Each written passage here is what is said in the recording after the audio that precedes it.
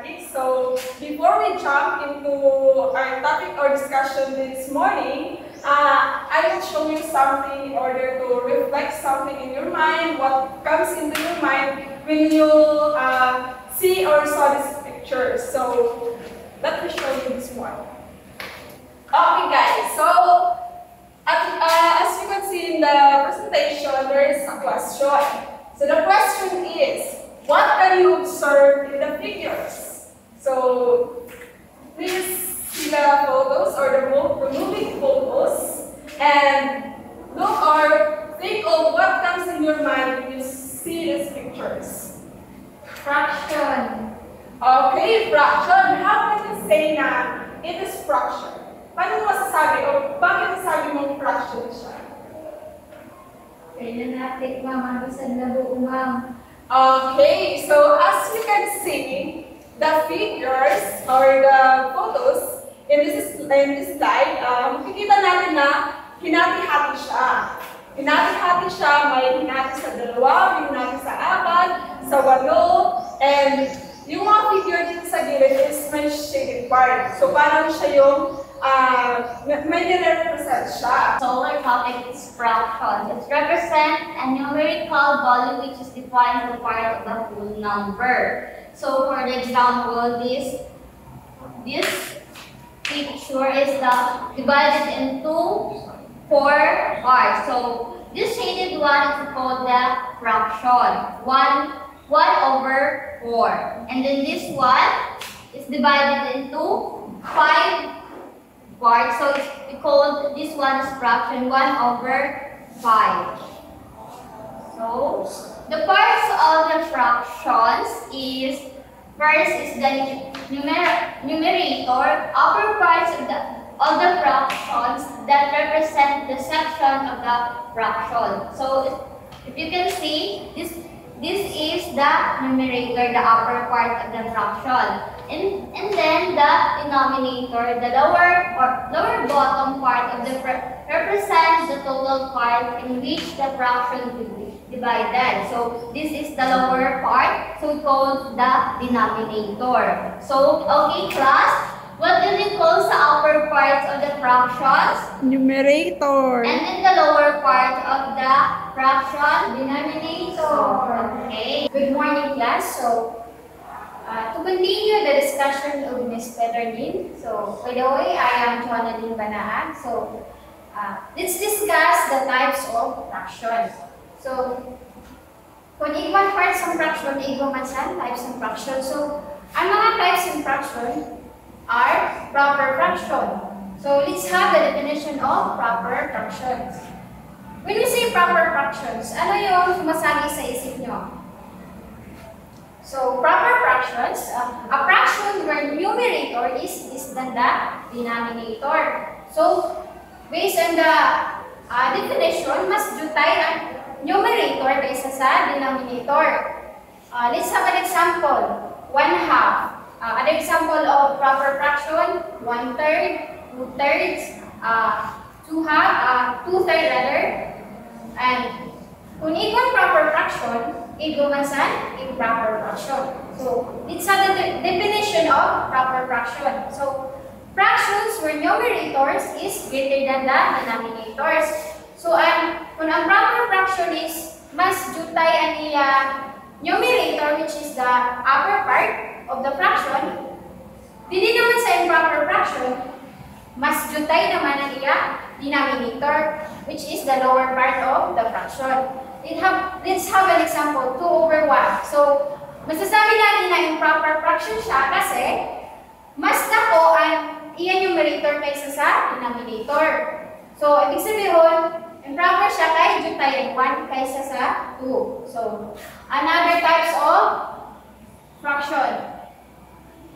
Let's have a mixed fraction. So, kung iguan proper fraction, igual man sa improper fraction, igual man sa mixed fraction. So, mixed fraction is a combination of integer part and a proper fraction, also called a mixed number.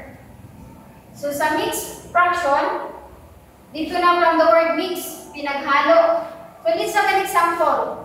2, then 1/2. So, matatawag natin siya na mixed fraction kay equal siya sa integer number, then proper fraction. So, let's have another types of fraction. Similar fraction. Di naman apart, fraction or a set of fraction with the same denominator. Kung ma-compare mo ang duwa nga fraction, same sila sa lower part, which is the denominator. Let's have an example. 3/4, then 4/4, then 1/4. So, kung mapapansin nyo, ang denominator o ang lower part nila is parehas sa 4. So, kung igo ang similar fraction, syempre igo man dissimilar fraction. So, sa dissimilar fraction, it is a set of fractions with denominators are not the same. So, para pabalik-taran man siya sa similar fraction. Dili man the same ang iya denominator o ang iya lower part. So, example is 1/4, 2/3, and 2/3, then 3/5. So, another equivalent fraction. So, it's a fraction that uses different numbers to show the same amount. So, let's have an example. 1/2, then 2/4, then 3/6. So, kung i-simplify mo 1/2, ang 2/4, magiging equivalent na ang 1/2. Then, ang 3/6, kung i-simplify o i-illustrate mo, magiging equivalent siya gihapon ang 1/2. So, magiging equivalent sa una na fraction ay sa ikadwa na fraction, which is 2/4, and fraction na 1/2 sa una. So, magiging equivalent niya. Then, let's have unit fraction. So, when we say unit fraction, it's a fraction where the numerator is equal to 1. So, makikita natin, madali man lang siya ma-identify kay ang iyang numerator is Fermi 1. So, example, 1/2, 1/4, 1/5. So, that's all. So this time, let's move on to the solving and simplifying fractions. Okay, so dito, in order to solve or simplify it as fraction, doon muna tayo sa basic operations. So, ano nga ulit yung basic operations? These are the addition, subtraction, multiplication, and division. So first, dito tayo sa addition and subtraction. So sabi dito, when adding or subtracting fractions, we should make sure that the denominators are equal, since the addition and subtraction of fractions are possible with common denominator. So let's see this example. 2/3 plus 1/4. As you can see, maganda ang kanilang denominator. So para ma-solve or ma-add natin sila, first, we're going to get their least common denominator. Para makuha ang LCD or the least common denominator, hahanapin muna natin yung LCM or least common multiple ng denominator ng 2/3 at saka 1/4. So, as you can see, we have 3 and 4 as denominators. So, pag hinanap natin ang LCM nila, ang LCM nila is 12. Tama? Tama. So, 12 will be our LCD or the least common denominator. Kapag parehas na ang kanilang denominator, mas madali na lang para sa atin i-add yung fraction. So, para ma-add, just copy the denominator, which is the 12, then, ang numerator na lang i-add natin. So, paano nag-count dito sa 8 at saka 3? So, the 12 or the new denominator ng ating fraction, i-divide lang natin siya sa dating denominator, which is the 3, and multiply dito sa numerator, which is the 2. Kaya nakuha natin yung 8. Ganun din ang gagawin natin sa 1/4. So, 12 divided by 4 times 1 is equals to 3. So, pag ganito na yung fraction natin, just copy the denominator and add the numerator. So, 8 plus 3 is equals to 11. So, the sum of 2/3 and 1/4 is equals to 11/12. Okay? So, next. So, same process goes to subtraction. So, The example is just the same in the addition. So 2/3 minus 1/4 is. Okay? Again, kukunin natin yung LCD nila through LCM or the least common multiple. So, nakita na natin kanina which is 12 yung LCD natin. So, 8/12 minus 3/12 is equals to 5/12. So, the process of adding and subtracting fractions is just the same. Pero, mas madali mag-add or mag-subtract ng fraction kapag parehas yung denominator. Pag hindi, kailangan muna natin kunin yung LCD or the least common denominator. Okay, example number 2. Adding and subtracting similar fraction. So, yung kanina is similar fraction yan, ngayon is the similar fraction. So, 3/5 plus 2/5 is equals to 5/5 or equals to 1. Okay, very good, Peter Lynn. So as you can see, parehas yung denominator. So, rules natin kanina, just copy the denominator kapag magkaparehas at saka numerator na lang yung i-add. So, ganun din ang gagawin kapag subtraction of similar fraction. Just copy the denominator and subtract the numerator. Gets? Yes po. Next. This is the easy operation in fraction. If you know the multiplication table, you know how to multiply numbers, this will be easy to you. So when we multiply two fractions or two set of fractions, the numerators are multiplied as well as the denominators are multiplied. So later, let's show an example first. So 3/4 multiplied to 4/7. So sabi kanina, sa definition, just multiply the numerator and multiply the denominator. So 3 times 4 is 12. 4 times 7 28. 28. So, ganyan lang ang pag-multiply ng fraction. At sabi kanina sa definition, later, simplify the product into lowest term. So, kung kaya i-simplify yung product into lowest term, go. So, the answer kanina is sa 3/4 at sa 4/7 is 12/28. So, kunin natin yung paano i-simplify yung product ng product or sum or difference ng fraction. Kunin nyo lang yung greatest common factor ng dalawa. Greatest common factor ng 12 at greatest common factor ng 28. Tapos, i-divide nyo lang doon both sides para makuha nyo yung lowest term. So, the greatest common factor ng 12 at saka 28 is 4. So, i-divide both sides sa 4, yung 12 at saka 28, kaya nakuha natin yung 3/7 or 3/7. Okay, next, division. So, when we say division of fractions, when we divide a fraction or set of fractions from another fraction, we have to find the reciprocal of the divisor or the another fraction, then multiply it to the previous one. Then the quotient still kukunin natin yung lowest term or reducing to lowest term.